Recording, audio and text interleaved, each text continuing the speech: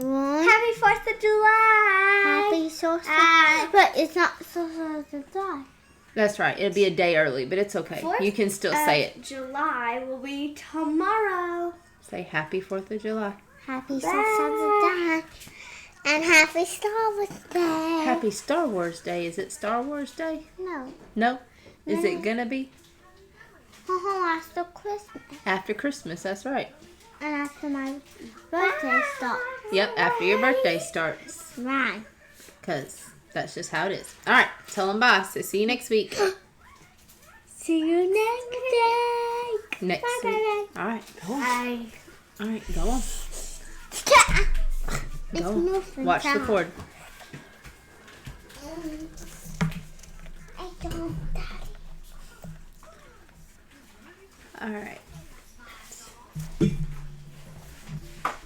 Today we are going to continue our study in Proverbs, and we are going to talk about the women of folly, or the woman of folly, that the Bible talks about.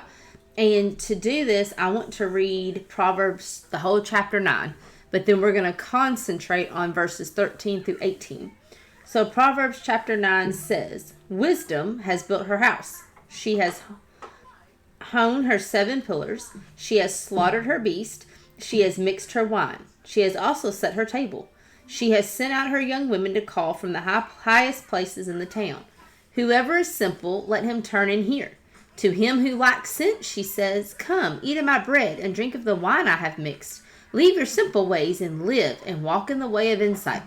Whoever corrects a scoffer gets himself abuse, and he who reproves a wicked man incurs injury. Do not reprove a scoffer, or he will hate you. Reprove a wise man, and he will love you. Give instruction to a wise man, and he will still be wiser. Teach a righteous man, and he will increase in learning. The fear of the Lord is the beginning of wisdom, and the knowledge of the Holy One is insight. For by me your days will be multiplied, and years will be added to your life.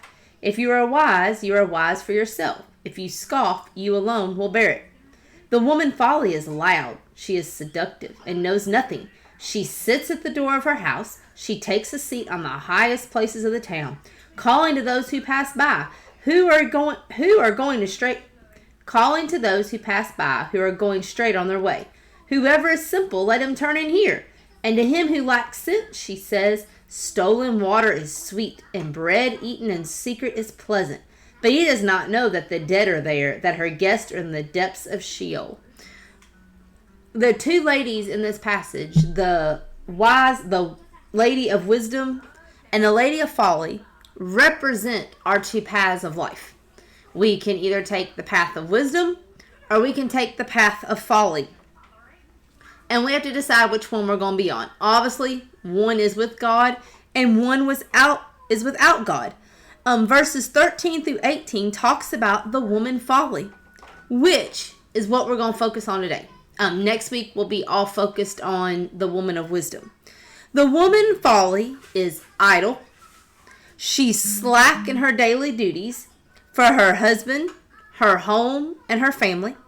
She is easily distracted. She takes life as it comes and is content in ignorance. Does not sound like somebody I want to be. If someone is describing me, I do not want them to say that I just sit idle, that I don't do anything, I'm not a worker. I don't want them to say that I slack in my daily duties, in my household. I don't want them to say that. I don't want to say that I'm easily distracted all the time. I don't want to be the one that takes life as it comes and is content in ignorance. The one who is unprepared. The one who is, I'll deal with it later. It's not a bridge I have to cross right at this moment. I know it's coming, but I've got other things on my mind right now. I don't want to deal with it. I don't want to be that person. So I want to start with some descriptions of this woman folly. In Proverbs 9, verse 13, what we read, it says this foolish woman, this woman of folly, is boisterous. Now, what does boisterous mean? Boisterous means murmuring, complaining, growling, howling, roaring. Does not sound like what a Christian should be. We shouldn't be murmuring. We shouldn't be complaining. Definitely not growling, howling, or roaring.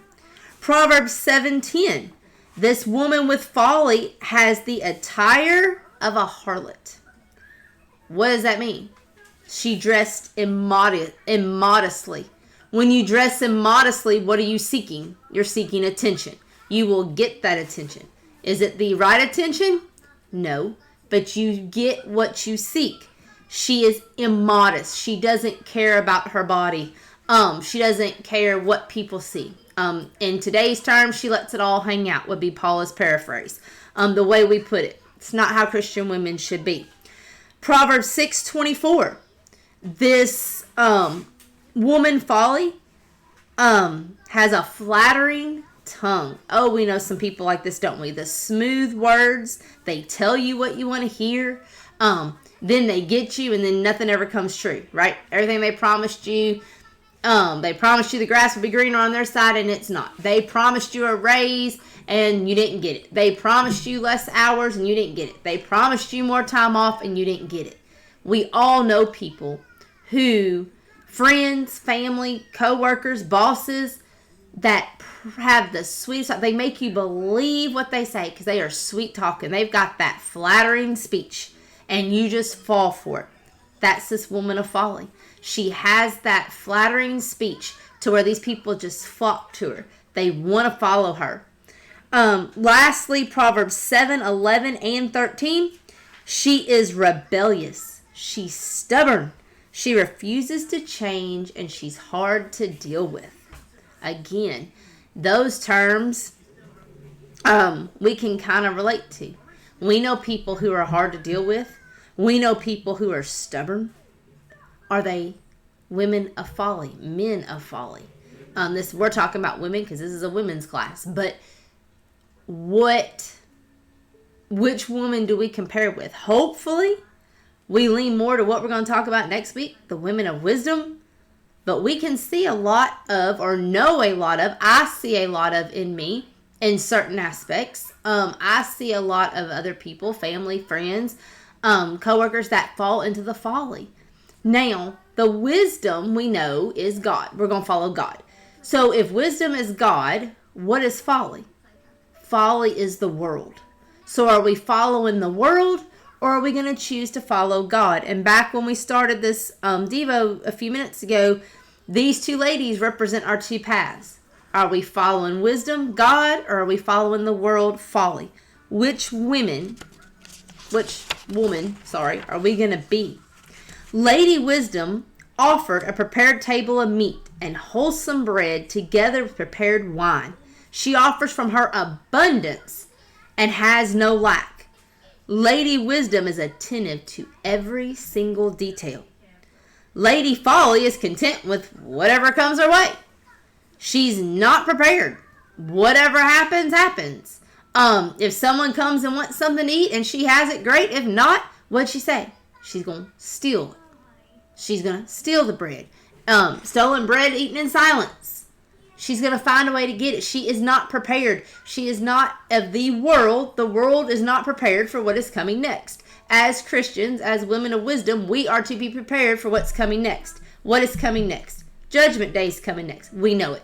We don't know when it's coming. We know what's going to happen. The Bible tells us exactly what's going to happen, how it's going to happen, and what the results are going to be. But where are we going to be? Are we preparing for that day? Are we women of wisdom, Lady Wisdom, and preparing for that? Are we prepared? Or are we Lady Folly and I'm content with the here and now? Jesus didn't come today, so I've got one more day. I'm good. I'm just going to live it the way I want to live it, do what I want to do. And if he comes tomorrow, I'll deal with it then. We cannot be that way as Christians. Verse 18 tells us, the Lady Folly's guests are in the depths of Sheol. That's the ESV. Another version I've read is my version says hell. To me, I guess some people might say that might be a little bit harsher. I thought I was reading the ESV, but apparently I wasn't, because the ESV is what I have here, and it says Sheol. But the verse that I was studying, the same verse in a different version, says hell. Her guests are from there. They are there. Do we associate? Who are we as Christians associating ourselves with? Are we Lady Folly? Do our guests, our friends, are they from the depths of Sheol? Now you're going to say, okay, Paula, nobody's been there and come back. You all know what I mean. Do we have the friends we're supposed to have? Do we seek Christian friends? Or do we seek worldly friends? Where are our priorities? Where is our path? Which path are we taking? Are we more like Lady Wisdom? Or are we more like Lady Folly? Are we prepared for things that come our way? Or are we content with whatever comes our way? Whenever it comes, we just deal with it in the moment. The choice between wisdom and folly hinges upon whether we choose to follow God and let Him guide our life, or if we follow the world. That it's as simple as that. It's a decision we have to make. God or the world. Which lady represents you the most? I hope as Christians. Now I can say there are a lot of things. I know a lot of people, and I guess, well, no, I can't say I am, because I like to be prepared. I'm an over-preparer. I drive Matt crazy. I drive my family crazy, because I want to be prepared for every moment, every hiccup, everything along the way. If we're getting ready to take a trip, I want to know exactly what time we're leaving, and we better leave on that exact time, that exact day. I want to know what time we're going to arrive, how many pit stops we're going to make, exactly how many clothes I need to take, exactly when we're coming home. And I'll be honest, if something along that trip, if something along the way goes wrong, like the car breaks down, my whole world came apart when the truck broke down. Whole world came apart. We're outside of Nashville, and I was not prepared for that. We were making good time. I was not prepared for the truck to break us down on the side of the road and delay my trip 2 days. It's not prepared for that. It's not prepared for that. I was not prepared to take a rental to 4 different states and come back. Everything worked out. Everything was fine. Our trip was extended. We made everything. We did what we need to do. But I was not content. I was not prepared for that.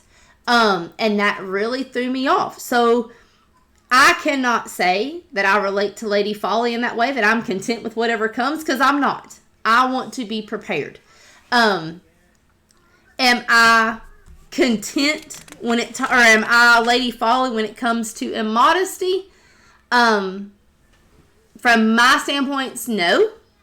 But if you have a little girl and it's getting pretty bad for boys, and you all go try to find clothes, it don't take you long to figure out there's a lot of immodesty in this world. Turn on the TV. Read a book. I hate to say it, I love to read, and when I do, I see major changes in the recent books. The descriptions of things. The radio. When we're driving to doctor's appointments, or when we're in the car for extended period of times, especially in the morning. These morning talk shows. The stuff they talk about, I just cringe sometimes, because I don't want my kids hearing it in the background. The songs. My goodness, the songs that are coming out. This language, the stuff that they allude to. Immodesty. We've got to be careful with that. Wisdom, I hope, is the path that everybody is leaning towards. If not, strive to get that way. That's the path we need to be on. We need to choose God's way. I'm going to end with Proverbs 1:21 through 32. And then next week we will continue with Lady Wisdom and see how many of us can relate to Lady Wisdom. So Proverbs 1:24. Because I have called and you refuse to listen, have stretched out my hand and no one has heeded, because you have ignored all my counsel and would have none of my reproof. I also will laugh at your calamity. I will mock when terror strikes you. When terror strikes you like a storm and your calamity comes like a whirlwind, when distress and anguish come upon you, then they will call upon me, but I will not answer. They will seek me diligently, but will not find me. Because they hated knowledge and did not choose the fear of the Lord, would have none of my counsel, and despised all my reproof. Therefore they shall eat the fruit of their way, and have their fill of their own devices. For the simple are killed by their turning away, and the complacency of fools destroys them. But whoever listens to me will dwell secure, and will be at ease without dread of disaster. Though that is another description of the path of wisdom and the path of folly. The ones on the path of wisdom are going to be okay. The ones on the path of folly are going to reap what they sow. So will the ones who have wisdom. But the path of folly, they're not going to be okay.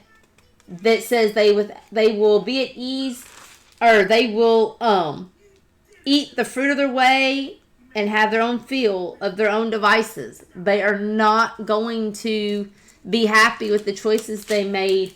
But the wisdom, they will be secure. They will be at ease without dread of disaster. That is what we want. We want to be on the path of wisdom. We want to be Lady Wisdom. I hope everyone has a great week. I will see you all here next week.